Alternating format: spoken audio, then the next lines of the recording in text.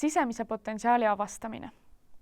Iga inimene seisab oma elus silmitsi küsimustega, mis on minu elu eesmärk ja milline on minu tõeline potentsiaal. See on väga tähtis teema, mis annab inimesele terviklikkuse ja rahulolu tunde.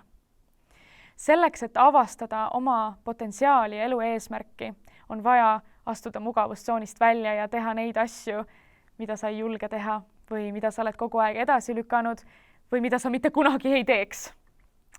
Ma soovitan hakka võimalikult palju suhtlema uute inimestega, pane ennast uutesse olukordadesse, eksperimenteeri ja katseta uusi väljakutseid ja niimoodi katsetades sa hakkad tajuma, kes sina oled siin maailmas. Tekib mingisugune visioon, mis sulle meeldib, mis sulle ei meeldi, mida sa tahad, mida sa ei taha ja kes sina selle kõige keskel oled.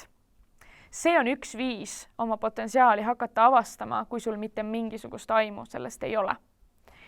Ja ma tahaksin anda ka 3 küsimust, mis aitaksid läbi sinu lapseliku aspekti oma potentsiaali leida, sest potentsiaal peitub just nimelt selles lapselikus olemuses. Lapsena me teame täpselt, instinktiivselt, kes me oleme, milles me oleme head, mis meile meeldib.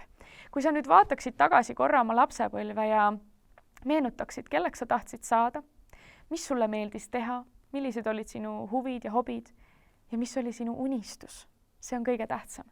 Ja võib-olla täna täiskasvanuna see ei ole enam ilmselgelt üks ühele, võib-olla on ka, aga see annab aimu nendest oskustest, annetest ja sellest suunast, kuhu poole sa võiksid vaadata, et oma potentsiaali avastada.